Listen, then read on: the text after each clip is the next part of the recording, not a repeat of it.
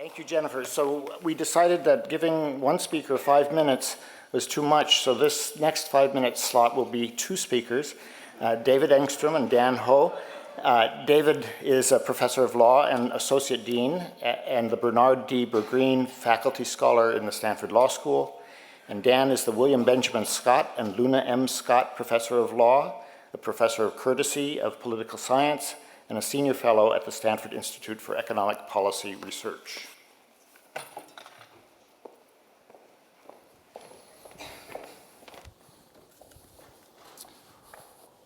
We're here to talk about two collisions.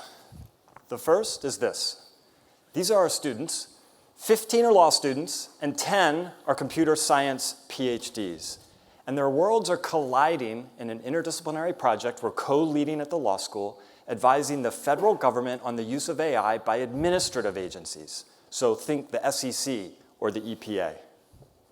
Here's the second collision. On the one hand, the body of law that governs agencies is premised on transparency, accountability, and reason-giving.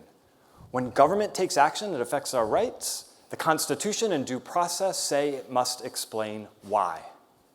On the other hand, the AI tools that government agencies are increasingly using are not yet, at least, fully explainable. We want to make the case that if law and the AI community can work together to make these collisions productive rather than destructive, we can modernize government in ways that are legal, ethical, and humane. Exhibit A. The Social Security Administration is the largest adjudication agency in the Western world. Some 1,600 judges make over 500,000 decisions in disability benefits cases annually. Yet such mass adjudication faces serious problems. First, there's a disturbing arbitrariness in grant rates when cases are randomly assigned. This figure depicts grant rates across judges in one region, with one judge granting benefits 8% of the time, and another granting benefits 98% of the time for the same types of cases, leading some to decry this as a system of disability roulette. Second, due process is resource intensive. Here's the file room from another mass adjudicatory agency for veterans' claims, where it takes an average of 7 years to resolve a veteran's appeal. With our student team, we're studying the ways to improve this state of affairs. One success story comes from the former head of the SSA Appeals Council, who hired lawyers who could code. They developed a machine learning model that identifies cases in which benefits should clearly be granted, thus eliminating the need for a resource and time-intensive hearing. And another program uses natural language processing to catch errors in draft decisions by judges, such as in this pop-up, to please reevaluate a particular issue.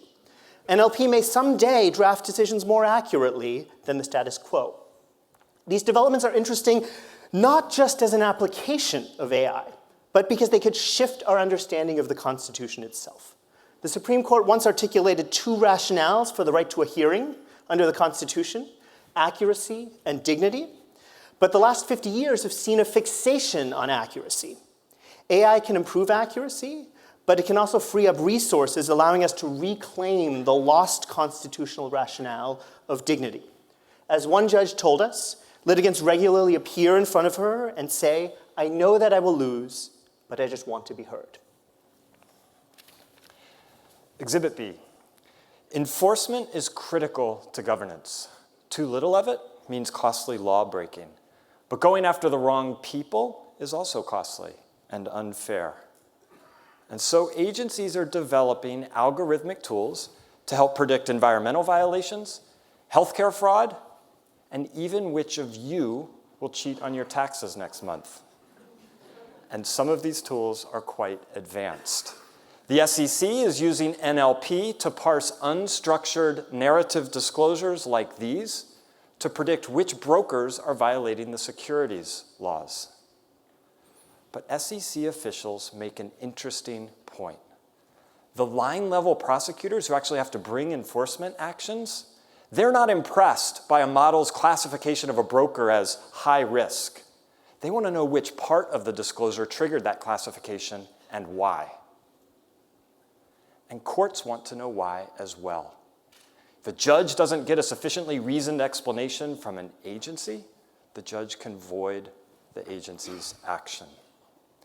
Here is where the law presents unique opportunities to AI researchers.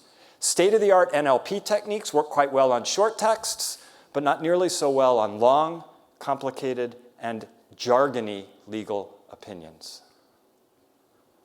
But note that finding the bad apples in narrative disclosures is as much a human challenge as it is a technical one.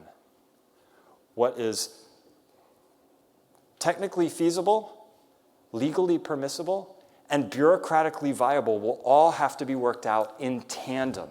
We can do this, but only if law and computer science can collide in the right ways. Modernizing the administrative state will require both adapting AI and adapting the law. The stakes are high because trust in government is at an all-time low. Done poorly, we risk fueling resentment of faceless bureaucrats, deepening democratic distrust. Done well, we can build a more effective and human-centered system of law and government. Thank you.